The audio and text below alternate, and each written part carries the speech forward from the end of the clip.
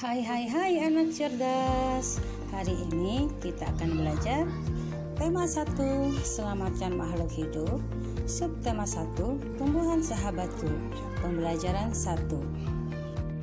Anak-anak cerdas, perhatikan berbagai tumbuhan di sekitarmu.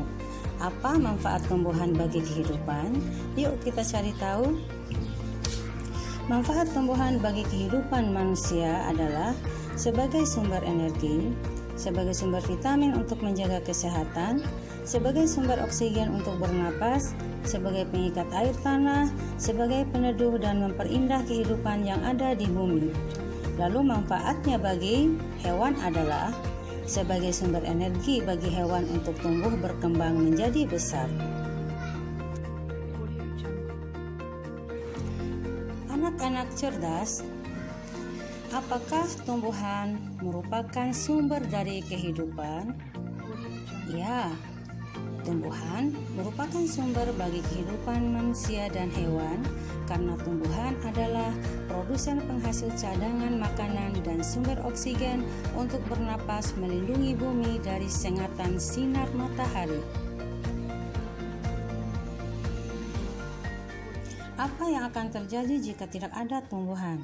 Tentu saja, manusia dan hewan tidak memiliki sumber makanan dan bumi akan gersang sehingga kehidupan akan berakhir. Anak-anak cerdas, setelah mengetahui manfaat tumbuhan bagi kehidupan, Edo ingin belajar lebih jauh mengenai perkembangbiakan tumbuhan. Cermati kisah Edo berikut ini. Liburan sekolah telah tiba. Edo mengunjungi pamannya di desa. Dia seorang petani jagung. Edo datang ke rumah pamannya tidak untuk berlibur saja. Edo juga ingin belajar. Ibu guru memberikan tugas selama liburan. Ibu guru ingin anak-anaknya memberikan laporan tentang satu hal yang menarik dan bermanfaat yang dilihat selama liburan. Edo ingin mengetahui tentang tanaman jagung, terutama tentang perkembangbiakannya. Berikut adalah laporan pengamatan Edo.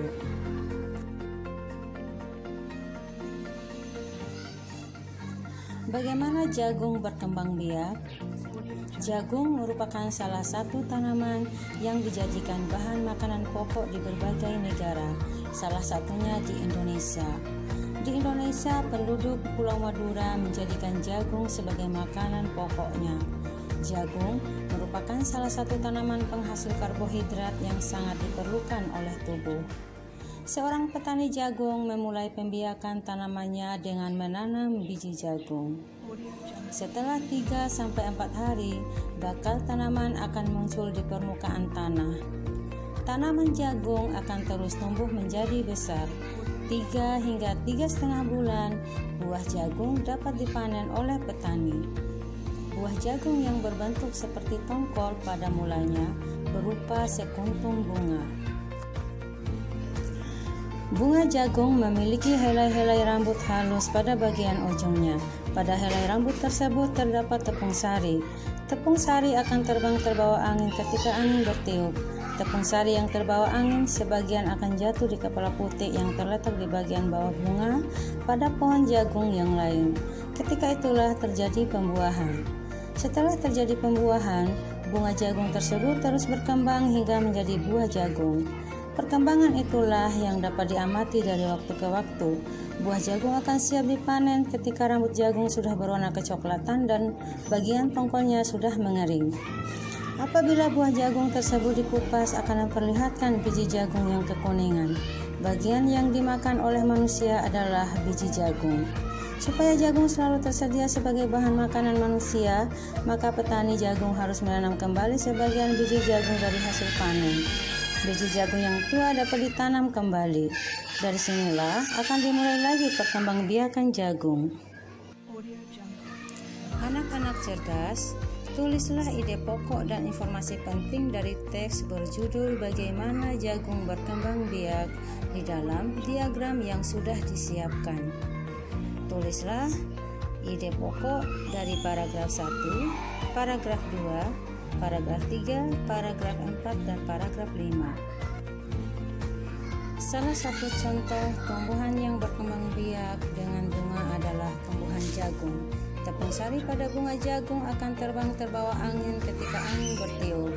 Tepung sari yang terbawa angin sebagian akan jatuh di kepala putik yang terletak di bagian bawah bunga pada pohon jagung yang lain. Ketika itulah terjadi pembuahan. Perkembangbiakan ini dinamakan perkembangbiakan generatif. Amatilah gambar bagian-bagian bunga berikut ini.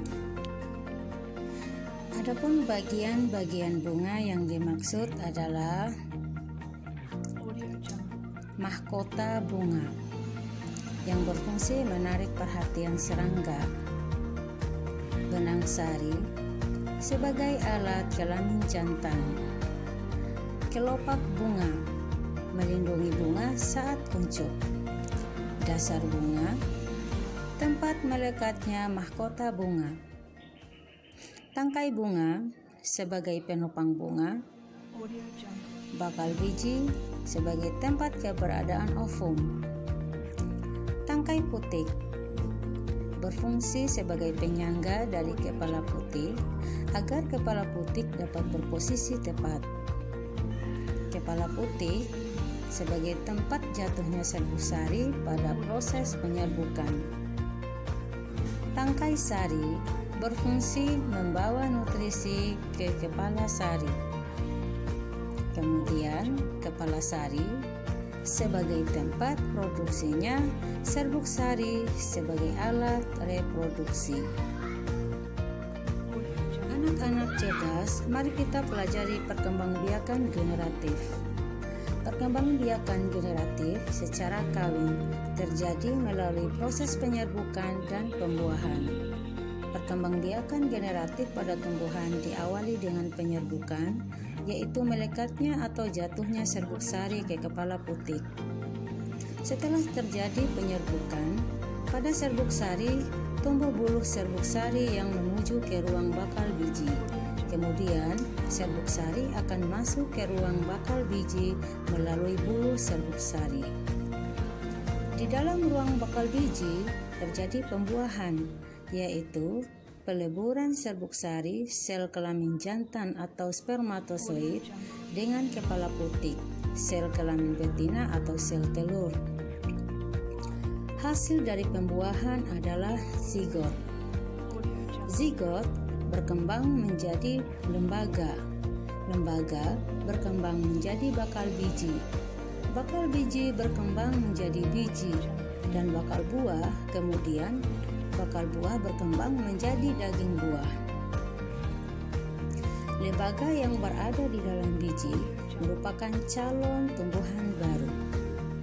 Tumbuhan yang berkembang biak secara generatif antara lain padi, mangga, durian, dan jambu.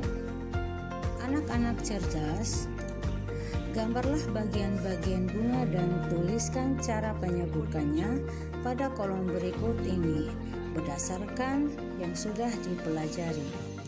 Kemudian, tulislah manfaat perkembangbiakan generatif. Coba bayangkan seandainya tumbuhan tidak berkembang biak, apa yang akan terjadi? Bunga yang indah bukan hanya tumbuh di Indonesia. Negara-negara lain seperti negara tetangga pun memiliki bunga yang cantik. Karena kondisi geografis yang hampir sama, bunga yang tumbuh tidak jauh berbeda jenisnya. Perhatikan jenis-jenis bunga yang tumbuh di negara-negara tetangga, seperti bunga kembang sepatu yang tumbuh di Indonesia dan Malaysia. Bunga kembang sepatu digunakan sebagai pewarna dan dinamakan bunga raya di Malaysia dan merupakan bunga nasional. Kemudian, bunga Kamboja yang tumbuh di Indonesia dan Laos. Bunga ini sering digunakan dalam perlengkapan tari di Bali. Di negara tersebut, bunga ini digunakan untuk dekorasi upacara keagamaan dan penyambutan tamu. Malaysia, Laos, dan Indonesia hidup berdampingan.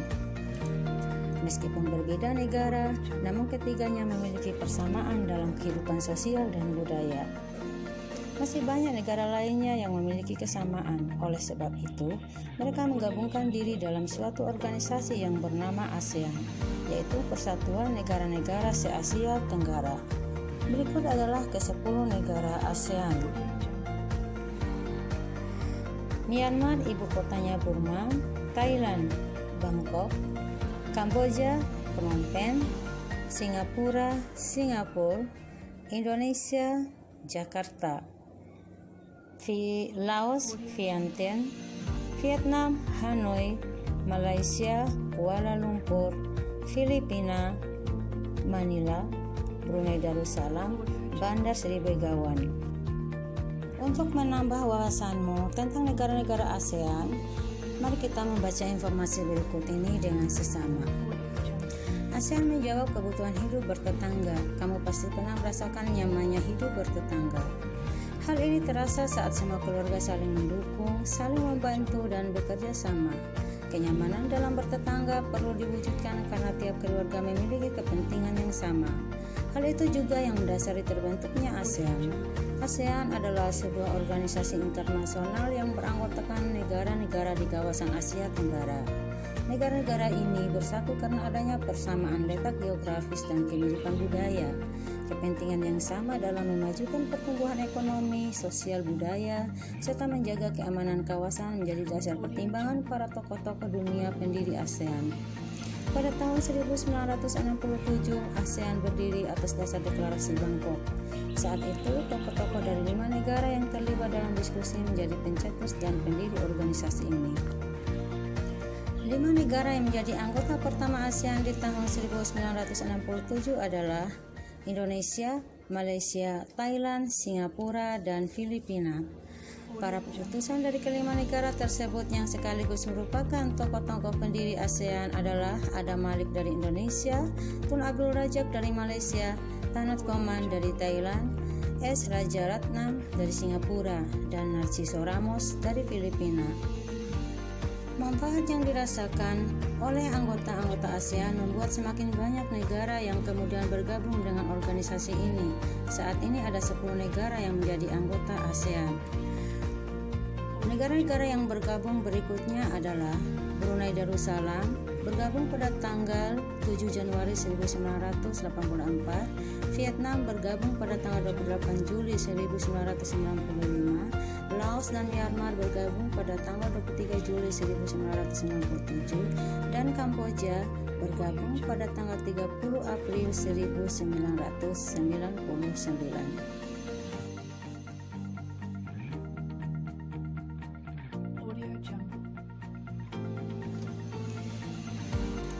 Masyarakat negara-negara ASEAN memiliki kehidupan sosial budaya yang unik.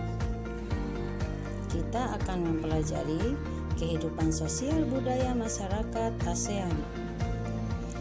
Anak-anak cerdas, inilah beberapa negara ASEAN yang memiliki kehidupan yang unik.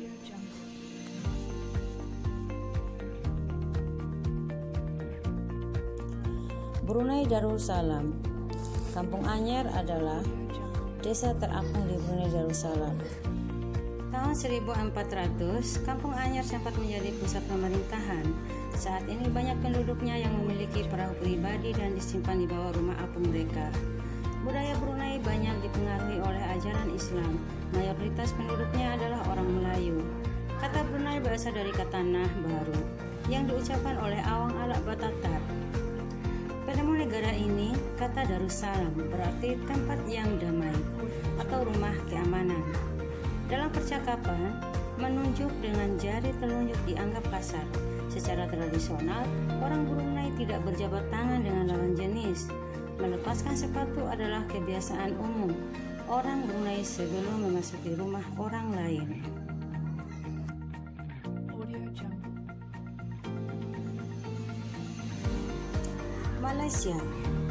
Malaysia memiliki kota yang bernama Georgetown, yaitu kota yang terdapat dalam UNESCO World Heritage. Kota ini terletak di Pulau Penang. Georgetown adalah kota yang memiliki ragam jenis budaya. Banyak gedung peninggalan masa Eropa dan bangunan bernuansa Melayu Tionghoa. Tiga kaum utama di Malaysia adalah Melayu, Cina, dan India.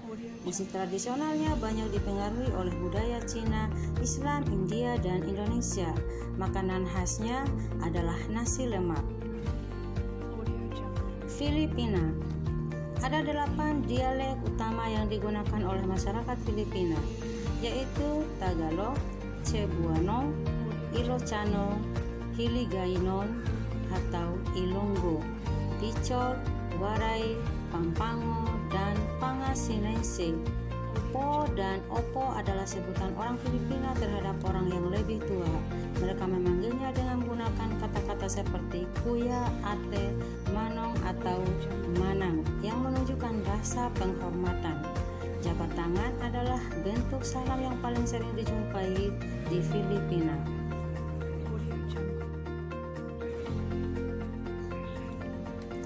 Kamboja. Tari Apsara lahir pada 2000 tahun lalu. Relief tari banyak ditemukan di bangunan-bangunan keagamaan di Kamboja.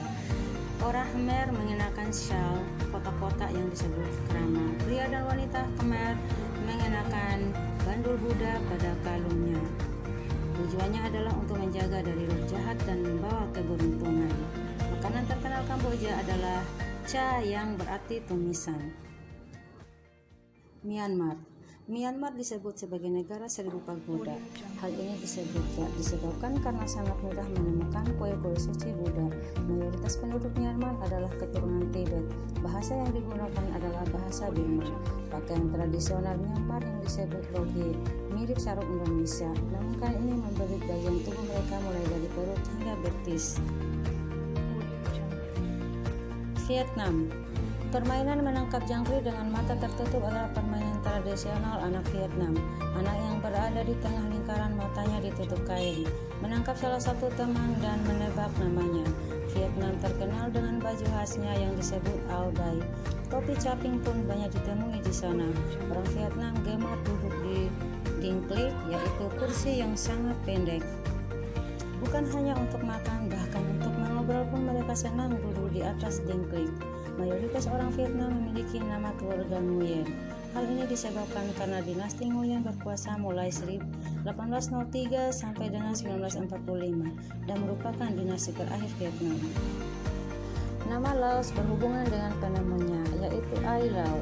Orang Laos terkenal kesabaran dan kesederhanaannya. Hal ini terkait dengan ajaran agama Buddha yang banyak dianut masyarakatnya. Olahraga tradisional di Laos adalah katau, seperti olahraga bola voli, namun menggunakan kaki untuk menangkap dan memukul bola. Bola tersebut dari anyaman bambu. Tahun baru Laos disebut Bun Timai. Semua penduduk membersihkan rumah, mengenakan pakaian baru, dan mencuci patung-patung Buddha. Makanan utama bangsa Laos adalah nasi atau beras ketan yang dimakan dengan tangan langsung. Orang Laos menyebut dirinya Lup Hau Niao, yang artinya anak turun nasi ketan. Upacara sakral pemberian sedekah atau dikenal dengan Saibat merupakan upacara di Laos. Para biksu membawa bakul kecil mengitari sebagian kecil kota untuk menerima sedekah dari penduduk setempat yang mayoritas beragama Buddha. Singapura memiliki lambang negara yaitu Merlion. Merlion adalah patung berkepala singa dan berbadan ikan. Menurut mitos, Singapura dahulunya adalah kampung ikan. Kampung ini bernama Temasek yang berasal dari bahasa Jawa yang artinya lautan.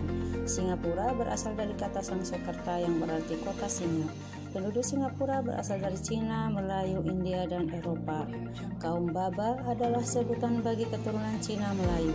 Singapura memiliki empat bahasa resmi, yaitu Melayu, Mandarin, Inggris, dan Tamil. Di Thailand, kepala adalah bagian tubuh yang paling dihormati. Tidak ada orang yang akan berani menyentuh kepala, bahkan kepala anak-anak. Sebaiknya bagian kaki dianggap sebagai bagian yang paling hina karena dipakai sebagai alat untuk menapak di tanah. Oleh sebab itu, kaki tidak boleh dihadapkan ke patung suci atau orang lain.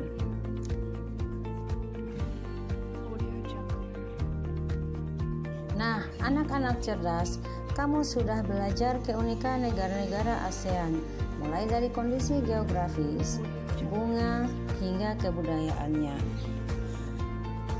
Tulislah pemikiranmu tentang karakteristik negara pada diagram Venn yang telah disiapkan. Perhatikan caranya berikut. Yang pertama, tentukan 2 negara yang akan kamu cari informasinya lebih dalam lagi. Tulislah di kotak yang tersedia. Yang kedua, tulislah masing-masing karakteristiknya di lingkaran sesuai dengan negaranya, dan di tengah lingkaran kamu dapat menuliskan persamaannya.